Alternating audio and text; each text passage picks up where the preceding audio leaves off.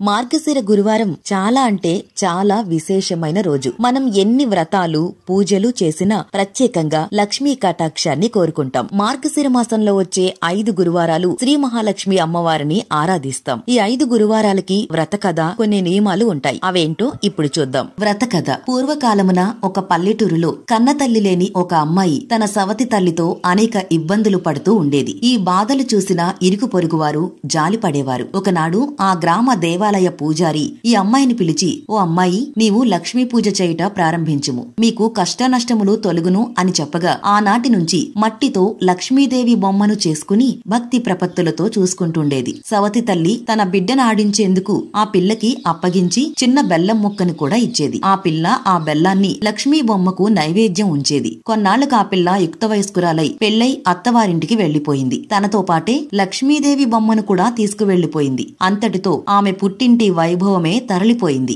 అత్తింట్లో నిత్య కళ్యాణం, పుట్టింట్లో నిత్య దరిద్రం దాపరించాయి. ఆ విషయం తెలుసుకున్న ఆ పిల్ల వెంటనే తమ్ముణ్ణి రప్పించి ఒక చేతికర్రను దొలిపించి దాని నిండా వరహాలు పోసి అతనికిచ్చింది. అతను ఇంటికి వెళుతూ దారిలో కాలకృత్యాల నిమిత్తం ఆగి కర్రనొక చోట చారవేశాడు. అంతలో ఆ దారిని పోయే వాళ్ళెవరో ఆ కర్రను తీసుకుని పోయారు. తిరిగి వచ్చిన తమ్ముడు కర్ర కోసం వెతుక్కుని కనపడక చేసేది లేక ఇంటికి వెళ్లిపోయాడు. కొన్నాళ్ల తర్వాత అప్పగారు తమ్ముణ్ణి పిలిపించి ఇంటి పరిస్థితి అడగ్గా అతను ఎప్పటిలాగే దరిద్రంగానే ఉంది అని చెప్పాడు. ఈసారామె ఒక చెప్పుల జోడు నిండా వరహాలు పోసి పైన గుడ్డని కప్పి నాన్నగారికియ్యమని ఇచ్చింది. దారిలో దాహం వేసి చెప్పుల జతను గట్టున పెట్టి చెరువులోకి దిగాడు ఆ కుర్రాడు. అంతలోనే దారిని పోయేవారెవరో ఆ చెప్పుల జతని అపహరించేశారు. మరలి వచ్చిన కుర్రాడు చెప్పుల జత కోసం వెతుక్కుని లభించినందువలన ఎవరికీ ఏమీ చెప్పుకోలేక ఇంటి దారి పట్టాడు. మరికొన్నాళ్లకు అక్కగారు మళ్లీ తమ్ముణ్ణి పిలిపించి ఇంటి దగ్గర దరిద్రం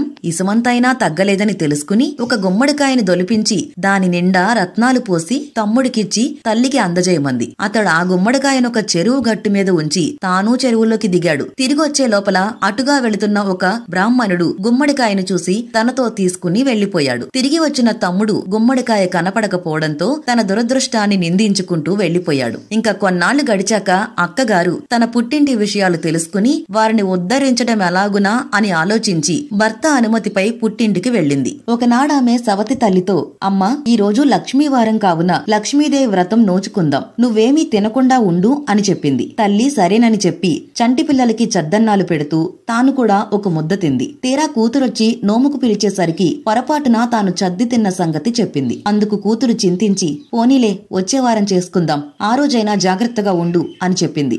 ఆ 2వ లక్ష్మీవారం నాడు పిల్లలకు తలంట్లు పోస్తూ పోస్తూ ఆ తల్లి గిన్నె చివరిలో మిగిలిన నూనెను తలకు రాసుకుంది. కూతురు వచ్చి నోముకు పిలిచేసరికి తన తప్పు గుర్తుకొచ్చి ఆ విషయాన్నే చెప్పింది. సర్లే, 3వ వారం నోచుకుందువు గాని అప్పుడైనా నిష్ఠగా ఉండు అని హెచ్చరించింది కూతురు. అలాగేనని అన్నదే గాని ఆ 3వ లక్ష్మీవారం నాడా తల్లి పిల్లలకు తలలు దువ్వుతూ తాను కూడా తలదు వేసుకుంది. కూతురుకు బాధ వేసింది. ఇలా అయితే మీ దరిద్రం తీరనూ తీరదు, మీ బ్రతుకులు మారనూ మారవు అని గట్టిగానే చెప్పింది. అంతేకాదు ఆ 4వ లక్ష్మీవారం నాడు ఉదయమే తల్లినొక గోతిలో కూర్చోపెట్టి పైన బల్లలు పరిచి తాను ఇంటి పనులు చేయసాగింది. ఈలోగా పిల్లలొచ్చి గోతి మీద చెక్కలపైన కూర్చుని అరటిపళ్ళు తిని ఆ తొక్కల్ని చెక్కల సందులోంచి గోతిలో వేశారు. అప్పటికే ఆకలితో నకనకలాడుతున్న తల్లి ఆ తొక్కలనే అమృతపు ముక్కలలా తినేసింది. కూతురొచ్చి నోముకు పిలవగానే అరటి తొక్కల్ని నోట్లో వేసుకున్న ముక్క చెప్పింది తల్లి. కూతురు చాలా బాధపడింది. నిజం చెప్తున్న కారణంగా తల్లిని ఏమీ అనలేకపోయిందే గాని అసలు ఆ పుట్టింటి దరిద్రం పోగొట్టాలంటే